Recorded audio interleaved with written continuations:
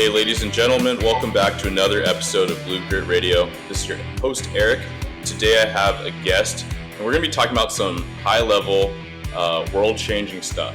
And I don't mean that at all as a joke. This is legitimate. And then we're going to be talking about fatherhood. We're going to be talking about mentorship and really investing in the community through the youth. And today with me, I'm very pleased and honored to bring on a guest, Rob Kenney. Rob, thanks for being here today.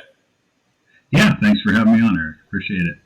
Yeah, so for those unfamiliar, which is probably not a ton of people, but Rob runs a social media account, Instagram, Dad, How Do I? And it is exactly as it sounds. He is out there telling people all the stuff that you might have wanted to learn from a parent or a dad or an adult figure. And I think that anyone that doesn't have their head in the sand can recognize that we, especially, let's just say in the U.S., have a huge opportunity to step up our dad game. And that's not to paint any corners or anything like that.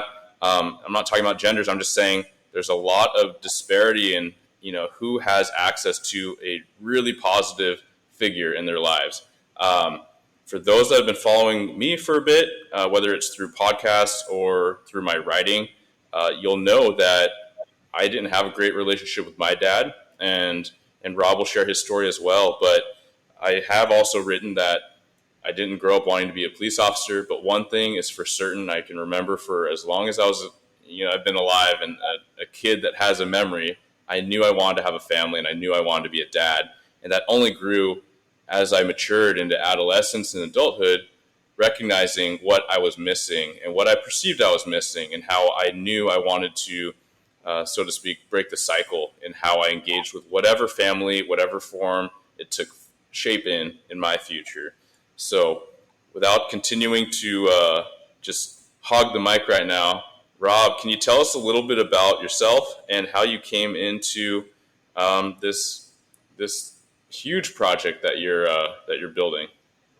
Yeah, it was completely unexpected. It caught me completely off guard. I wasn't expecting it to be what it is, but I'm grateful for the platform that I've been given. Like you're sharing, I'm just thankful to be able to pour into the youth and try to put some wholesome content out there because there's so much other garbage that our youth is being subjected to. And so if I can come along and be a positive force and help kind of, calm the ship a little bit. I think sometimes people run after things and there's so much stuff that, people get canceled and it's like, wait, we got to slow this down. There's, we've swung so far away from some of the things that have held us together as a society.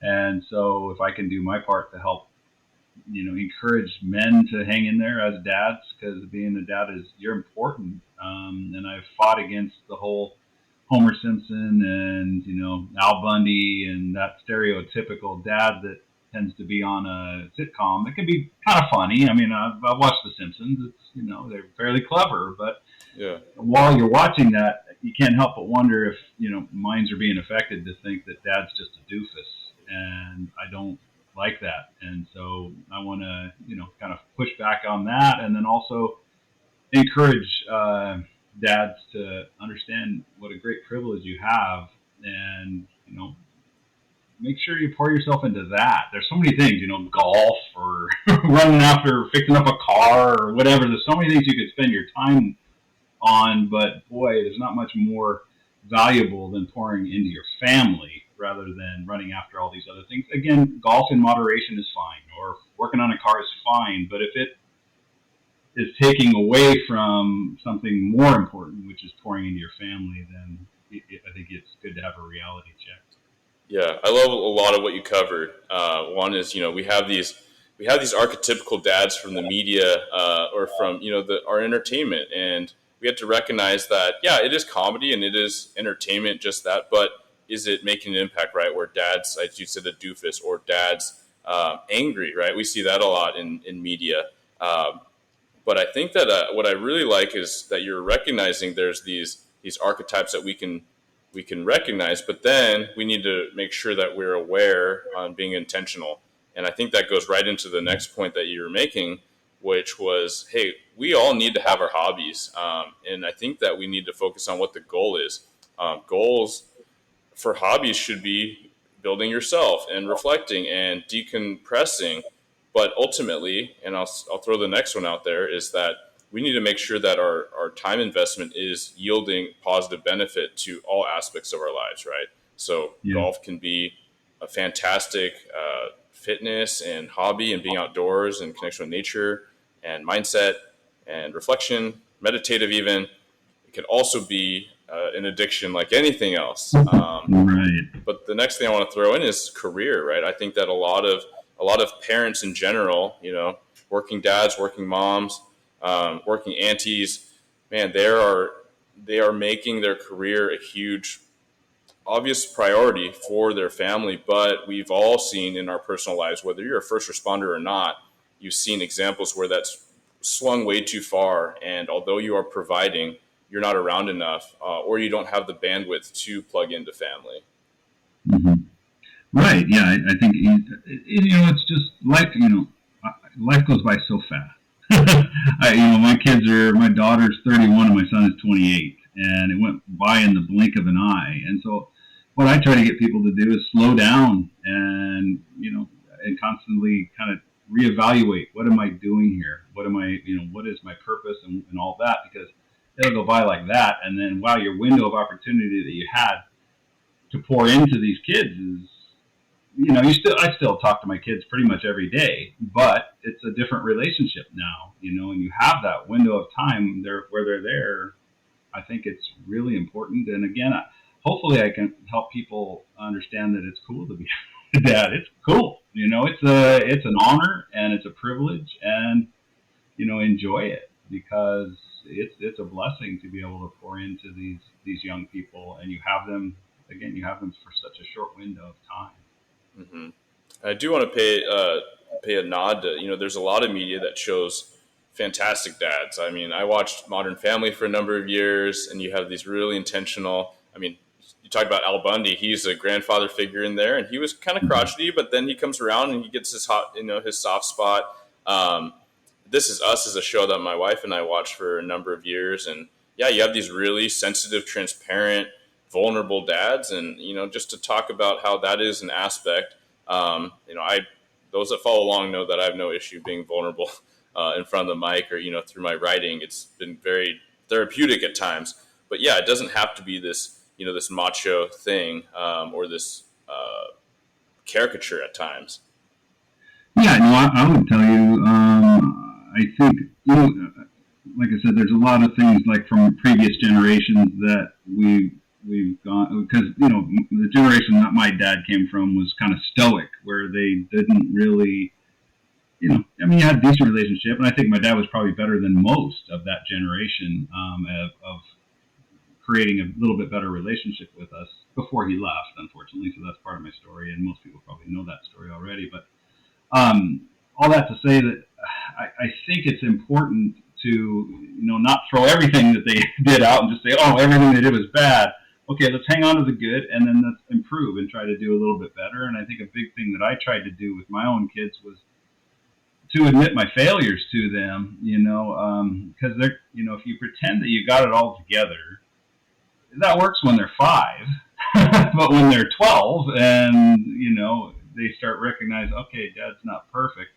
So I think I was sensitive to that and tried to get ahead of it. And, I'm a man of faith. And so we would pray at night, and I would be able to confess to my Heavenly Father that, I'm doing the best I can, and I've got a window of opportunity, and I'm trying to be the best dad that I could. And so my kids were able to hear that, I think was valuable. And then also coming back to them when you mess up, if you lose your temper, I think it's good to come back and say, hey, I didn't handle that properly, and I hope you can forgive me. And then y'all move on. Because if you don't do that, in my experience, if you don't do that and you're too proud to do that, it kind of can start a wedge in between you and your kids. When, again, if you're not willing to admit your failures, because none of us are perfect, then they see that, and I think that it causes a little bit of rebellion, I think, when they get a little older. Yeah, that resonates with me because ultimately, as parents, we are setting the tone, right? We're setting the example. How do we engage with work and responsibility? And then we're showing our kids, hey, this is how you get plugged in. This is how you have purpose and you help others and whatever it is you do. They model us directly after our relationships, right? So it's been very well studied as far as tumultuous households breeding, tumultuous relationships. When because that's the model, right? That's how mom and dad, or mom and boyfriend, or vice versa interact. That's all I know, right? I see that in front of me. But I also love how you really highlighted. It's not about being perfect. It's actually the contrary. I do think that there's parental traditional models where mom and dad say what's up, and that's the word, and they are afraid to show conflict or resolving conflict amongst each other in front of their kids. But again, going back to modeling, that is how they're going to learn how to have your very cordial disputes and how you can navigate your feelings and even put your feelings to words and to navigate your relationship. But if we're expecting to be perfect in front of our kids or not letting them see behind the curtain, we're almost expecting them to expect that of themselves, which is not setting them up for success either, right? Yeah, right. It's unrealistic. So, right. I try to be as real as I possibly can with my kids to help them understand that I'm on their team and I'm trying to do the best I can, but I'm going to fail. And yeah, like you said, it also sets a good example for them. And certainly didn't do it perfect because I didn't have a great example myself, and so I was constantly learning and reading and trying to grow as I was going along. And meanwhile, your kids are growing up, and so you gotta learn kind of on the fly. So and like I said, I've definitely lost my cool. On my channel, I try to create a calm voice where I'm kind of just trying to set an example and trying to, again, just being a dad. I don't have any formal training necessarily as a dad, The other than learn on the mom job training. The learn on the job training does wonders, right? That's it. And so I'm trying to set an example for people to be able to have a calm conversation, and this is good and healthy. But again, I didn't always do that myself. I hope people recognize that I lost my temper too. But again, coming along that is when you do own up to it, come back and say, that I'm growing as a person too, and I did not handle that properly. And I hope you can forgive me and we can move on. Yeah. Yeah. So one could say that you're kind of a modern day social media father Abraham. You have not just your kids that you mentioned, but you have the masses that are tuning in. They're sharing your content, and it's stuff like financial advice, the things that they haven't taught in schools for a long time. They barely scratched it when I came through. The first 12 years of public schooling. It's how to tie a tie, right? It's all these kind of things that if you didn't have a resource, if you didn't have a mentor or a guardian figure that knew, it's stuff that people might need to know. So you've given a couple nods and peeks to your story, and do you mind sharing that a little bit with us as far as, I would say, your superhero, your super dad origin story? Yeah, so I'm one of 8 kids, and I'm number 7. And my parents started out really well. The 6 older siblings were born in Kansas, and my dad worked for Boeing in Wichita, but work dried up, and so I've been able to kind of get my head around everything, processing it, especially the last 3 years since my channel went viral, having to tell the story over and over again and mentally kind of processing it. I have a little more empathy for my dad and for my mom, for what they were dealing with as adults. My dad having 6 kids and his work is drying up. He needs to do something. He made a choice and he took us down to New Orleans. And my mom didn't like that because my mom was one of 12, so it was kind of uprooting her from her support system. And so it took us down to New Orleans, and that's where I was born, in New Orleans, because Boeing had some affiliation with the space program in New Orleans, and so that's what brought us there. And then my dad moved us all the way up to Seattle for the Boeing 747. And then my younger sister was born up here, so that's 8 kids. And my mom's completely uprooted from what she envisioned for her life of growing up, all the cousins and everybody being all together, and we're isolated out here in Seattle. And that was the 60s, 70s. People didn't have cell phones, so it was a bit, to stay connected. It was a long distance phone call that cost a fortune. So I think that all kind of took a toll on my mom. And then, to not get into too many more details, my mom struggled with anxiety and turned to drinking a little bit. She reached out. It was the 70s. It wasn't a great time for mental health help. And so she didn't really get the help she needed. And so she got more into her drinking. And then my dad, his heart was growing cold towards her. Long story short, my dad, when I was 14, came home and said he got custody of us because my mom was unfit to be able to take care of us. And my dad got custody of us, but his heart was growing cold. He had met somebody else. And so we actually were living at home on our own, us younger kids, for weeks at a time, where my dad would load us up with groceries and then he'd be gone. And we would, it was us 4 younger kids. I was, 12, 13 at the time, younger sister, and then 2 older brothers that were still living at home. And then he finally came home and when I was 14 and said, I'm done raising kids. The older kids are going to have to take the younger kids in, or I'm putting them in foster care.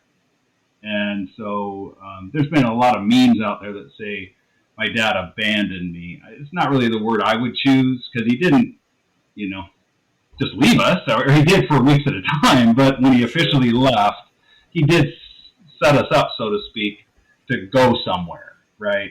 He found a place for us. I just personally wouldn't use the word abandoned. Anyway, all that said, I went to live with, thankfully, my brother Rick, who was 9 years older than me. He's 23 at the time. He had just gotten married, and he took me in, him and his newlywed wife, and we lived in a 8x35 trailer over in Eastgate, in the Eastgate area. And I used to call it a mobile home, but really it was a trailer, 8 foot by 35 trailer. Not a lot of trailers out in Eastgate anymore. Yeah, there used to be a trailer park out there. It's now probably cost you $1.5 million now. That's fair. It's an apartment complex now where they got rid of all the trailers out of there. But anyway, so that was tough because I was a 14-year-old boy and going through puberty and all that, and here I'm living with my brother and his wife, and my brother built a shelf in the back of the trailer and put a bed on it, and that was my room. It's not like I really had much privacy. That was kind of where I lived. But anyway, all that to say, fast forward through all of it. At that time I said, I vowed that if I ever get the chance, I wanted to be the best dad that I could be. And thankfully, I married well. I married my wife. We've been married for 32 years, and we. Congrats! That's honorable. Yeah, thank you. And then I raised my kids and tried to pour into them and learn things along the way. And so once my kids were kind of out of the home, then I think we did well. I always said we wanted to raise good adults. I didn't want to raise good kids. I wanted to raise good adults that knew how to do things and could function, and people liked being around them, and all that. Try to make a well-rounded adult. And I feel like we had done that, and then I was honestly a little bit lost. I think most people my age, midlife crisis is a real thing. But honestly, for me, and I'm probably sure the same for my wife, is okay. Now what? I'm a fairly young man, nest, right? Yeah. It's like, what would you have me to do? Because I prayed a lot about it. I said, Lord, I'm a fairly young man. What now? Because my real goal was to raise good adults. It wasn't about career. It wasn't about having a big house or anything like that. It was this was kind of the goal, and I felt like we accomplished that. And I'm a fairly young man still. And then this thing came along. This Dad, How Do I? kind of came along. My daughter kept on me to start my channel, and we were going through the pandemic at the time. It just started. Where'd the idea come from? I thought of it a few years actually before the pandemic. I thought, Yeah. because a lot of times I'll go to YouTube. I'm sure you go to YouTube to learn different things, but a lot of times you would watch a 20-minute video for the 1 minute nugget at minute 14. It's like, Yeah. just get to the point. And so Yeah. my thought You was, got to have 5 commercial breaks though to get that money. Yeah. well, that's it. Yeah. And so I decided to, yeah, go ahead and do it. And during the pandemic, and I thought of the name Dad, How Do I? Pictured one of my kids in the other room saying, "Dad, how do I?" And then I'd come running and fix it. Yeah. The idea. Yeah. Yeah. So, but I'm grateful, Eric, that I get to not only show people how to do things, but I have Wisdom Wednesdays and Money Mondays too, and and I tell dad jokes too. So it's kind of the whole. I'm not pigeonholed into just showing you how to fix a sink or how to tie a tie. I get to also provide kind of dad wisdom, which I'm grateful for because I didn't know how that was going to be received. Right? I have this channel to teach how to fix things, but then I trick you and you come over and I start preaching at you, so to speak. And I'm grateful that people take it in the spirit that it's intended. I do have a few people that say, I was trying to learn some stuff. I don't need this this stuff. Bye. I'm like, just leave. You don't have to. Why do you have to have a parting shot? Right? You can't do anything without having haters now, and I think that's just part of it. And so good for you for recognizing that. But yeah, just so much. I mean, you said earlier wholesomeness, and I think I fully agree. Right? And then I want to say, like, you are providing this resource in a digestible way that is with the times, right? People, they need to find information somewhere. They need to find content. Oftentimes it is for something very practical, money, finances. That's something that in a hiring background unit right now, by my assignment, we're seeing all kinds of financial issues. And we look past that if people can rectify that and show that they are on track. And it's really about obligations and management and, bandwidth. But so much of it is, I wonder how much of that could be avoided if someone had the proper influences or input for something as specific as just finances and how to approach a credit card or what does credit do, all these things. So I do want to take a moment to say, and I might find myself saying it a couple times, and maybe it's just because it's so topical and politicized right now. And so my continual nod or reminder might be, hey, this is not intended to be that. I'm saying, if you made it in this world, in this society, you've had people investing in you. You've had people coaching you, mentoring. I didn't have a great relationship with my dad through my adolescence, but man, I can think of so many men and women that were influential and plugged in, friends, parents, my mom, teachers, right, of both genders. So I want to say that it does take a tribe. However, I think it's so impactful that you can provide this other resource too, because some people might not have as much access and as much, I'll say, privilege, right, as I did, where I didn't get into a lot of trouble because there were a lot of people, kind of peeking in on me, right? But at the same time, I want to be vulnerable and share, for all those that, had some struggle, maybe in their own adolescence or maybe much, much more troubled than mine.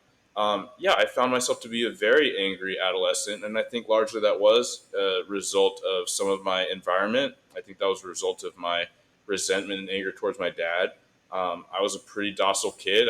I like to think, and I'm told I have a pretty even-keeled temperament, but I think about my teenage years, and I put a hole in the drywall, and that's not me. I'm not a destructive person, but to find myself as a confused young man, so angry and so out of touch with his emotions to get to that point, it really does pay homage to the fact that we just need to all take a higher level of investment in our youth, regardless of what facet, right? You don't have to be a parent, but there's a lot of youth either in your neighborhood or by your vocation or ways that you can create this positive interaction and just this positive role modelship. Yeah, right, and understanding that responsibility because I coached Little League too with my kids, and it wasn't only my kid, but I was also trying to have an influence on others. I wasn't always perfect by any means, but you see parents' perspective on a lot of things and trying to dial that back down to let's keep a proper perspective on this. And I learned a lot from that too. And then I also have, I got some good friends that I've worked with that have younger kids, and after going through Little League and some of the politics and some of all that, I was able to pass that along to them so that they wouldn't make the same mistakes that I made. Putting pressure on your kid to, what are the odds that he's actually going to be a Major League Baseball player? It's more important that you keep that relationship with your kid rather than, force him to do something that you're kind of living vicariously through him. And you see that a lot. Yeah. A ton, where people are living, they always wanted to be that sports star and didn't really have the talent. And now they want their kid to have that talent, and they're not really passing along the talent. And so there's a lot of frustration. Anyway, getting off on a tangent, but that's just one example, I think, of being able to also recognize that you can have an influence on other people that maybe aren't, that they're how they parent too, and then also on their kid to help them understand too, if you get a chance. I want to explore that a little bit more because and so again, disclaimer, I love my mom to death. She'll probably listen to this. So not just because of that, but yeah, I wasn't happy as a young man learning how to shave by my mom. I wasn't happy that my mom taught me how to drive, and she admittedly, not to stereotype, she doesn't love driving fast. She doesn't love driving long distances. She doesn't love driving at night, right? So she'll never parallel park, ever in her life, right? So not a great teacher, not an ideal instructor in these things, but she was willing, and she was going to do everything she could to show me what she could, and then try to link me up with others that could help fill in the gaps. So yes, that was huge, and I am so grateful for that. Some people don't have one parent or one family member that is that plugged in or invested in them. But I'm curious, some of the inputs, what informed how you look at parenting? Because you do see it a lot. And my reason of bringing my mom as well is that a lot of that was cultural, as far as things that didn't work amazingly for me and my sister. And a lot of people I've come to know through life is this really rigid, strict parenting style. And that could be academics, as I experienced it. That could be sports, as you've kind of given the nod to. Maybe a very promising athlete is now a parent and pushing their kid to do something they may or may not want to do. How have you created this different tone where it's more about showing and guiding rather than having their kid hit, quote unquote, their greatest potential and fill in the blank?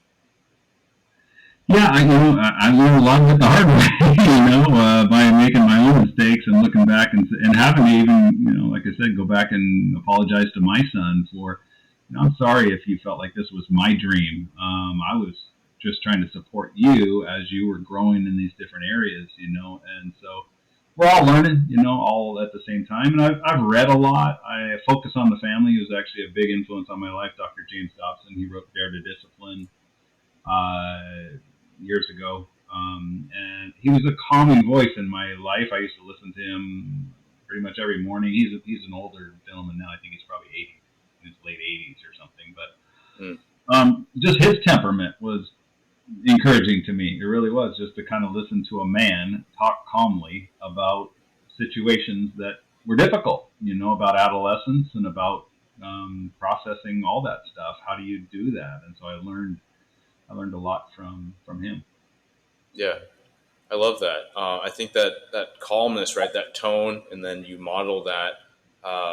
There's a lot of reasons why I wanted to invite you on the podcast, and a lot of my following is first responder community, or those trying to come in. And so, a couple prongs, right? A lot of us actually did not have the most ideal family situations. And I think that's helpful for people in the community to know is that, that a lot of people want to just make things better. Maybe they had police come to their house for something, and so they have this drive to purpose. But I also want to just illustrate the fact that when you wear a uniform, whether you're a fire or EMS personnel, you bring with you oftentimes, and yes, a lot of responses, but oftentimes it can be a sense of calm and confidence with you. And a lot of little kids, and some of them grow up and they tell this story to someone that they someone that's in the first responder community, or maybe they're trying to be part of that community, is they say that, yeah, they had these impactful moments where someone came in and helped the day along. And so part of my message in that whole intro is just to say, hey, as a community, a role model by your profession, you have such this ability to bring with you a sense of calm, and just remember that eyes are watching, and especially the little eyes. And that's where I love your project, in that it is geared so much more towards the youth. And we got to think about legacy, and we got to think about how we're leaving things. And I just really appreciate that your work speaks a lot to that and helps that along in a big way. Well, thank you. Yeah, and I told you before, but I want to say it here, that thank you for your service. I do appreciate what you guys do. I'm grateful for the police. Like we've talked about off air, it hurts me to see how policemen have been put in this stereotypical category that they're bad. What? we need policemen, and I'm so grateful again for your calm, and Brian as well. I love hanging out with you guys, because it's you guys are, it's an honorable profession what you guys do. I couldn't do it, so I'm just telling you, I'm grateful for the people that can do it, because I know you deal a lot with the mental side of it, and what policemen have to deal with, because you're dealing with so many different things. Brian was telling us that funny story of coming up on that one person.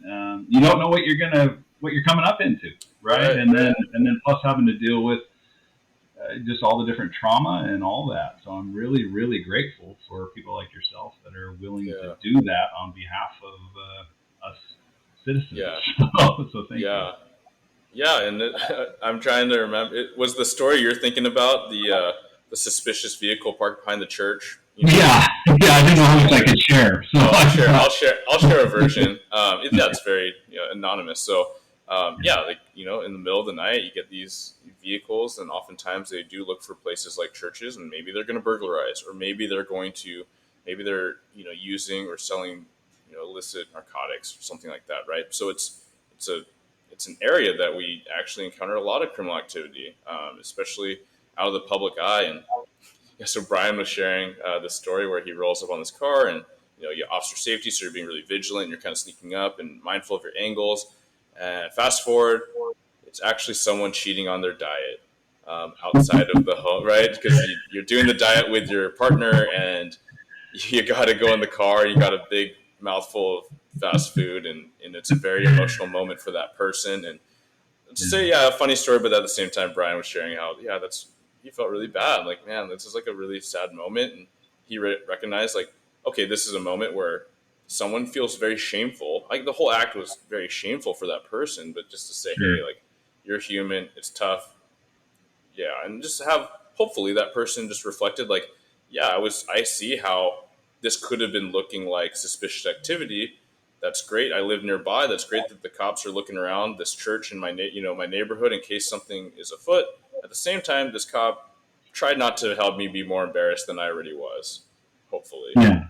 Right. You never know what you're going to get, for sure. Well, I think that was what I thought was ironic, because that could be a really dangerous situation, and instead it was somebody with a cheeseburger in their mouth or something. So. Yeah. But one thing I'll say also along those lines about, I started doing Feel Good Fridays, and what prompted it was I got an email from a lady saying, and she sent me a picture of her son, her 10-year-old son, making scrambled eggs with the phone right there, and I was teaching him how to scrambled eggs. Walk through, Yeah, and so I'm going to share that tomorrow on Feel Good Friday. But and she said that her husband lost his life in the line of duty 3 years ago, so he doesn't have a male role model, and she was just touched by the fact that I had done this, and then he's sitting there with his phone and cooking scrambled eggs for her, and it meant a lot to her. And I was like, oh. And so I asked permission. I said, since he's 10, I said, is it okay if I share that? I don't want to, if you're not comfortable, that's fine. She said, oh, please do. So I sent him I sent him a copy of my book and signed it, and she Oh, was that's so cool. tickled by it. But anyway, yeah, all that to say, it's I feel so unworthy and so honored and blessed to have this platform to touch lives like that. It's never something I ever would have imagined, and so I have to, it's my new reality now, and it's hard to get my head around because it is all over the world. It's not just the United States. I've got followers all over the world that I hear from, which is pretty crazy. It's Yeah. pretty pretty hard to get your head around. Yeah, well, it's mentorship, and I mean, you're a humble guy doing this thing, a very positive thing, and our world can use so much more of that, right? You turn on the news, you log in social media, and even though it shouldn't be part of your algorithm, it's not stuff that you actively follow, but there's controversy, and it's all this hate and discontent. And yes, we need to be intentional about creating more positivity, whether that's through messages, and for those on social media, great, we can create some of it. For those off, and we can share it, we can participate. We can just create positivity in other veins. But that's what I love about you're paying this thing forward. um, it's it's the opposite of what we see a lot in our work, in policing and criminal justice. And this is not to say they're bad people. People make mistakes, but a lot of times you see this victim mentality, right? Something bad happened to me in my circumstance, and I cannot do better. And I am stuck in this. I'm going to wallow in this situation or this type of situation. Maybe I'm going to blame others. Maybe I'm going to take it out on others. Maybe I'm going to take advantage of others because what else am I to do? I wasn't given the toolbox. I don't have what you have, and that doesn't get anywhere, right? It just creates more negativity. It creates more toxicity. Whereas you didn't have an ideal situation, and yes, and you're not even blaming your dad, right? I hear this empathy, and you're recognizing circumstance. And so I think that it's just something that I want to highlight is that positivity and how we need to be intentional about it. And positivity can be absolutely infectious, and we need it to be because negativity, we know what that can breed and how that can spread. Yeah, you talked about victimhood, Eric, and I think, and that's a big mission of mine. I try to talk about victimhood is just not beneficial because, in fairness, I hated my dad for probably 30 years. And as a man of faith, I'm a little embarrassed by that it took me that long to finally forgive him. But I heard the quote that said, unforgiveness is like drinking poison and hoping it hurts the other person.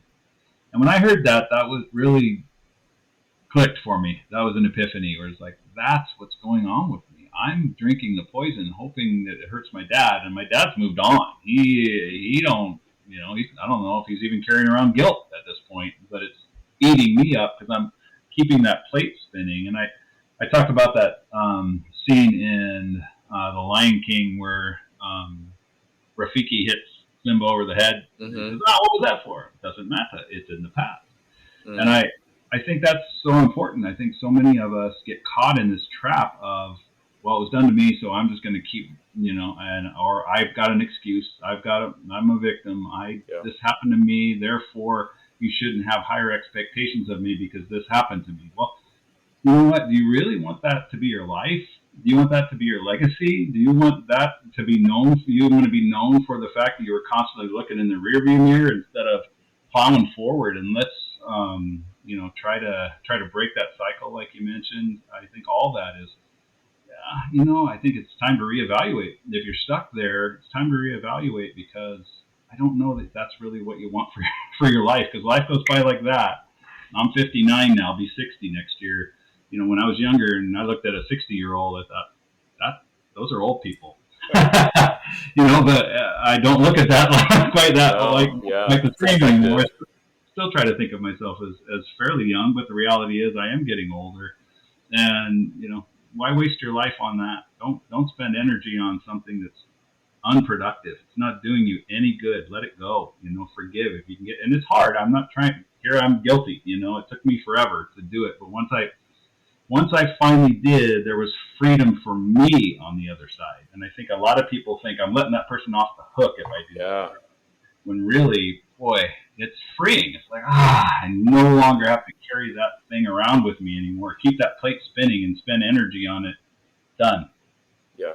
I love that you went there, and I remember talking with you about that when we sat down. Was you felt bad it took you 30 years, but I was like, no, I mean, think about it this way: is that some people, the longer you do something, the harder it is to break out of that. So, almost to me, more just as impressive, right? 30 years or 1 year, they're both impressive. It's a lot that a lot of people have a lot of trouble with, and a lot of people aren't ever going to get there forgiving someone for doing something or not doing something, especially a parent. And I'm not placing blame, I'm not placing judgment on those that have not found forgiveness. But I have shared a little bit on my own is that I'll echo what you're saying. It was very freeing once I got there. And I didn't talk to my dad for 8 years. I talked a little bit about this episode of on being a police officer with Abby Ellsworth, her podcast. But she was asking me about my relationship with my dad, and a lot of it was, as I shared. I'll just rewind a little bit. I got to the point where I thought about changing my name after high school because I wanted to spite him so much. Right, I wanted to weaponize what I could against him. I wanted to take away any credit. I want to take away the family line. My legacy wouldn't be his, and my children wouldn't be his. All connection. Yeah. I even remember being, like a preteen and talking pretty candidly with my mom about how when he passed one day, I wanted to know so I could go visit his grave and spit on it. And it hurts me to say those words now because it was such, as I said, it was such an emotional and angry place to be. And that is so catabolic, right? That it takes energy. It adds stress to think these things and carry out these things or talk about these things.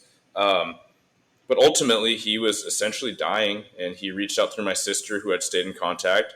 And I felt if I can bring a dying man some level of peace, that it doesn't cost me anything except for my pride. I shared that piece, which is true.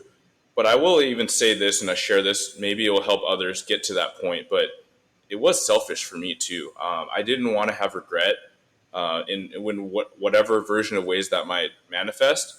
I knew that once he's gone, and I won't be able to forgive him to him. Right? I can't make amends if he's gone in that way. You can sure spiritually and to yourself, but I also one layer past that. I thought if he's done everything he can to apologize, and he only knows what he knows, and he didn't know what he didn't know, or in the past, you referenced the past. What if I'm a dad one day, and whatever I did, intentionally, unintentionally, and my own child is having such this hard time, and I would do anything and give anything to say sorry and receive some level of forgiveness, and I just can't get through? How painful would that be? And so selfishly, I put myself in that place, and that helped me build the empathy that we're talking about. And I know it's maybe easier said than done. It was not easy, right? 8+ years. But ultimately, when I made amends and visited him a couple times, and then he passed, I could tell he was very at peace with his passing, and it helped me get there too. I found myself way more emotional when I went to see him and give him a hug than he was basically like, cool, like I'm ready. But yeah, I share that. Hopefully it's helpful for someone. Yeah, and one thing I'll say, just really, with what I said about forgiveness too, I think I, in my own personal situation, I was waiting for my dad to come to me and ask for forgiveness. Yeah. Meanwhile, years are passing by, so I just wouldn't advise, hoping that other person, even, if you might have a legitimate beef and way worse thing than I've been through. Yeah, for sure, there's stories out there that have been through way worse than I have. But I think if you're waiting for that person to come and ask for forgiveness, meanwhile, your life is passing by and unforgiveness is hurting you, that's what I would say. I would just encourage you to see if you can forgive without actually having the other person have to come to you, because it's in your own best interest. And in my story, my dad did eventually come and ask for forgiveness, and I even told him, I said, Dad, I already forgave you 10 years ago. So it was anticlimactic. I share that in the book, and I had people say, oh, when your dad asked for forgiveness, I thought you were going to give it to him. And I was like, you know what? I'd already made peace with it. So Yeah. really, what am I going to do? And he's a frail old man by that time. What am I going to do? He's not like a young, healthy dad like he was when he was doing the stuff he was doing. So all that to say, I think it's important to, if you can, forgive without waiting for that other person to come to you. Yeah, I love that. Easier said than done. Again, not trying to put anything on anybody other than speaking from my own experience, the freedom that I found when I forgave. Yeah, and I think that it's just key to remind people. Yes, if this is affecting you, it's a big deal, and Rob and I have both been there in different ways, and so we're not trying to be up on this pedestal and say you should do this because X Y Z, but we're sharing this anecdote for us personally and how, though difficult, how freeing it was. So Yeah. hopefully consider a resource. We think about wisdom and the quote about basically wisdom is learning from the mistakes of others, not having to learn from yourself, right? So if you find yourself in this angry place or you're avoiding those feelings, then maybe consider that. Maybe talk to someone about it, whether it's, clergy, your family, your best friend, your partner, a therapist, all these things that I'm constantly saying, talk to someone, anyone, please. And yeah, hopefully just consider it for yourself. Right. Amen. Yeah. Well, we covered a lot of ground. I want to be mindful of your time, but a couple things is just, again, for first responders, hopefully this conversation had application for you, either in your own family life, how you interact with your kids. A lot of us work long shifts already, and then there's overtime, some of it mandatory, some of it not mandatory. There's holidays. And so really, a big takeaway for me is have forgiveness for yourself and have grace for yourself, but just be intentional with the time, right? I've already been very guilty of this in different assignments, right? Desk duty, recruiting, make my own schedule, work at home, work at work. That was terrible until my wife helped me address it and find balance where, sure, I would be at home and I'd be plugging away on emails, but I wasn't there for my daughter, right? She was a little toddler at the time, just kind of bumbling around. I thought, okay, just head check and she's good. And okay, mom's taking care of you for the second, but as she shared with me, like, hey, you may as well just be at work. Like, if you're trying to kind of start your day a little early and crank out some emails and do some things, like, that's cool, but recognize it's not helpful, right? It might be actually counterproductive because, daughter sees dad here and he's looking at these screens, a computer and two phones, and I'm not here, right? So just, again, give grace, but be intentional with the time we have. That's my big takeaway, especially as you've shared with us and with me. You don't always get it right, but you try to reflect on that. You talk through it, and I think as your kids get older, that's something I'm looking forward to, is being intentional about talking through my missteps. Hey, you know, hey kid, I said this. I'm sorry it came out that way. That's not what I meant. How were you feeling about that, right? And just having that safe space, because if anything, I think parenting is about creating some safety. Yeah, and I think it's. Do you have just one kid, Eric, or do you have two? Yeah, one daughter. She's 4 now. Yeah. Okay. Because I was one of 8. I think one thing, if you have more than one kid too, I think it's important to make sure you have that alone time, one-on-one time with that kid as an individual. I think that's something that I've gone through therapy for. I think I got so lumped in with the older kids that I don't know. I'm a different person than this brother, and I'm a different person than that brother. I'm me, and so I think it's important to spend that time to get to know that person as an individual, what their likes are, and all that. So, it's important, of course, with just one kid as well. But if you have more than one, I think that's important to make sure to see that kid as an individual instead of getting them lumped in with however many other siblings you have. One thing I want to say too to the first responders that listen to this, I'm grateful for you too. So just so you know, a lot of times in the media and stuff, I'm sure that there's times where I'm making these sacrifices and it doesn't seem to be appreciated. I appreciate you, and there's lots of us that actually appreciate you. So hopefully you do recognize that and you hear it enough to be able to balance what you hear in the media a lot of times, where it can get painted with a broad brush, like these are bad people. I'm of the the age where the policemen are people in your neighborhood. Let's get it back to you guys are important and loved. We appreciate you. Yeah, I love that, and thank you very much for recognizing that and taking the moment. Um, so you got a lot going on. You got your social media. You have your book. What's your book called? And then I'll have all the details in the show notes where they can find it. But yeah, share about your book, and then what's next for Rob, aka Dad.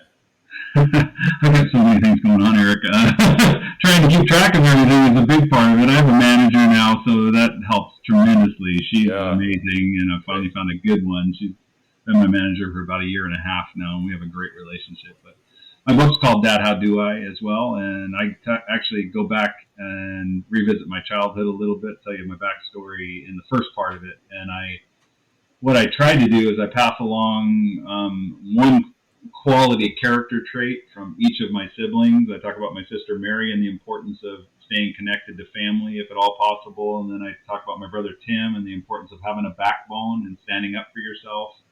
Talk about work ethic with my brother Rick. And anyway, all the way down, I try to pass along. Obviously, they have more than one character trait, but I try to single one thing out that I think might be helpful for people.